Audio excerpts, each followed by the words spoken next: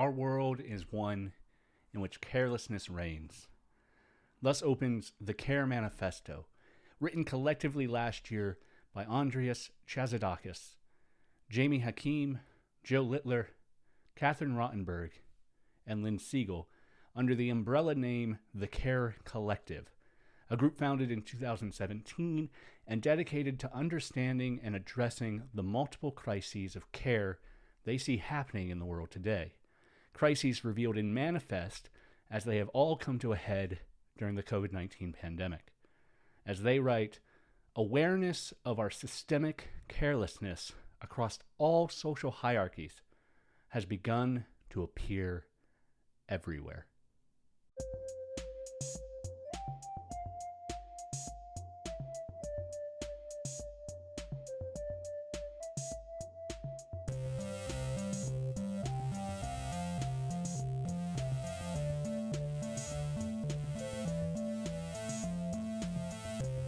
The pandemic dramatically exposed the violence perpetrated by neoliberal markets, which has left most of us less able to provide care, as well as less likely to receive it.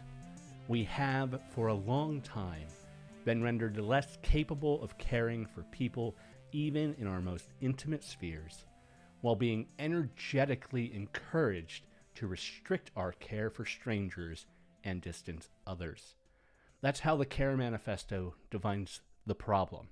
The book is, of course, about defining the solution. But in short, they hope to build around an answer to this question. What would happen if we were to begin instead to put care at the very center of life? One issue I have with the book is that in its focus on COVID-19 responses, it suggests these issues of a lack of care are perhaps more novel than they actually are. That's not to say that they don't write with an eye to history. They certainly do. But their definition of the problem lays it firmly on neoliberal capitalism, when many of these issues are inherited from neoliberalism's predecessors. Well, what do I mean? Well, when we talk about neoliberalism, as modern leftists use the term, we're usually talking about free market capitalism post-World War II. But the term itself was coined in 1898. And 5 years before that, Leo Tolstoy wrote, "In the kingdom of God is within you," quote, "that this social order with its pauperism, famines, prisons, gallows, armies, and wars is necessary to society, that still greater disaster would ensue if this organization were destroyed. All this is said only by those who profit by this organization, while those who suffer from it, and they are 10 times as numerous, think and say quite the contrary." Tolstoy identifies the lack of care, though he talks about it as a lack of Christian love. He says there are 3 conceptions of life: the savage, which is interested only in the individual; the civilized pagan, which shares resources with certain societies and classes of individuals. That's their in-group. And the divine view, which rejects individualism and limiting care to in-groups, and instead recognizes life in the eternal, undying source of life, in God. And as such, we should imitate that love of God by loving everyone, neighbors, strangers, enemies, near and far. Let's step back for a moment. The Care Manifesto. See, it's a non-religious philosophical work focused on reimagining the current economic order. And Tolstoy is writing an explicitly religious, explicitly Christian work focused on reimagining the current political order. But I'd argue Tolstoy and the Care Collective are on the same path. When we talk about philosophy, theology, politics, economics, we use these words to describe the way we hope to organize the world. Categorically, each is coming from a different starting line, but they are paths that can head in the same direction and often share footways. The writers of the Care Collective are reticent to look at religion as a means of achieving their broader idea of economic care. They say that caring for strangers may seem a hard emotion to cultivate, without acknowledging that caring for strangers is fundamental to many of the world's religions, and without interrogating why such fundamental tenets of those religions have not solved the issues of individualism and lack of care within those religions. And I'm looking at Christianity a lot right now. They speak of establishing transnational institutions of care, without acknowledging that many religions already exist as such transnational institutions of care, if they can be leveraged correctly. And maybe they can't.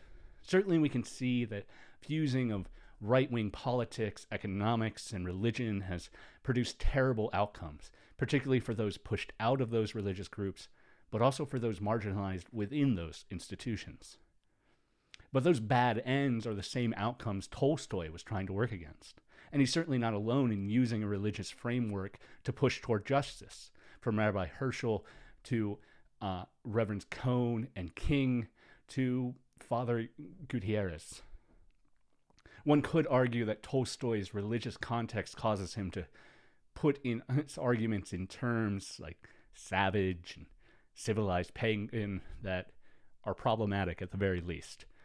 But he's making the same argument as the Care Collective in different language. An argument about rejecting individuality or only caring for those you can see in favor of universal love. The Care Manifesto says care and compassion must always override the market-mediated forces of individual self-interest. Jesus says, deny yourself. Tolstoy is arguing that love must always override hierarchy. Again, these are all the same argument. Now, where they differ, certainly, is that the Care Manifesto is making an argument for a form of ecological-minded socialism, and Tolstoy rejects socialism as a solution. He says it would be very advantageous, as communists advocate, to replace the competitive individualistic organization of men's activity by a social universal organization, so that each would be for all and all for each. Only there's no motive to lead men to do this. The positivists, the communists, and all the apostles of fraternity on scientific principles advocate the extension to the whole of humanity of the love men feel for themselves, their families, and the state. They forget that the love which they are discussing is a personal love, which might expand in a rarefied form to embrace a man's native country, but which disappears before it can embrace an artificial state, such as Austria, England, or Turkey, and which we cannot even conceive of in relation to all humanity in absolutely mystic conception. The kingdom of God is within you is the foundation and document of Christian anarchy, because Tolstoy cannot see any government structure, even socialist government structures, as legitimate because he believes they cannot be implemented without violence. I think Tolstoy lacked imagination in that area, but he'd probably say the same about me.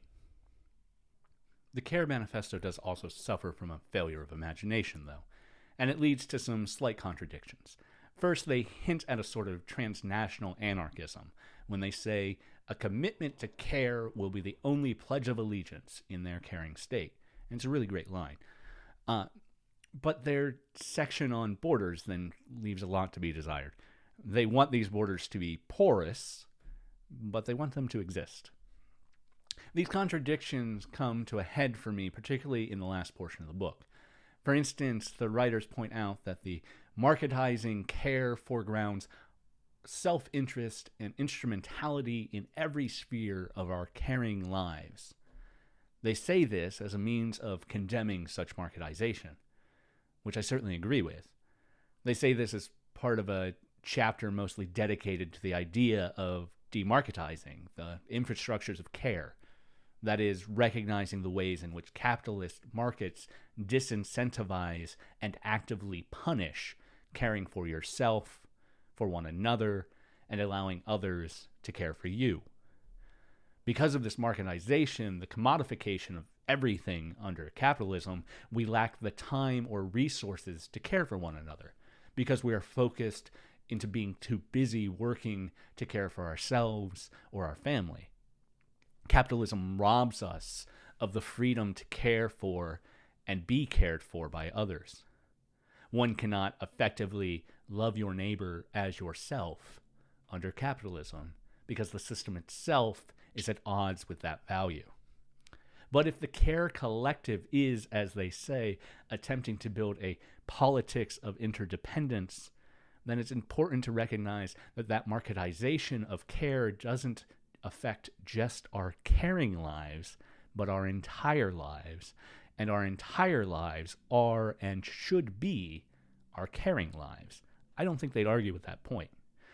So we need not just reject the marketization of care, but the marketization of everything, which they're very close to saying until they start to suggest that local markets are a solution to individualism. Now, I don't talk about these books in tandem because I seek to Christianize the Care Collective's message or to claim that Tolstoy's Christianity is somehow universal. My point is that you can find the inspiration to push toward a more just and loving world within religion and outside of it. But whatever you find to make you want to make the world more just, find it. Hold on to it. At least until you find something that gives you a stronger urge toward justice, because we must always be learning. Christianity's unconditional love, as Dr. Cornel West reminds us, is always tied to justice. And that is the understanding I see in Tolstoy, and the same understanding in what I see in the Care Collective's use of the term promiscuous care. Promiscuous here not meaning casual, but meaning all-encompassing, meaning radical egalitarianism. Whatever the terminology we use, unconditional love or promiscuous care, neither is real without a commitment to social and racial justice. While the Care Manifesto may not offer exactly the right solutions, it does get us thinking about what a caring world looks like. And it does offer a good framework for looking for solutions to the lack of care in our current system. Ending with this reminder of that framework.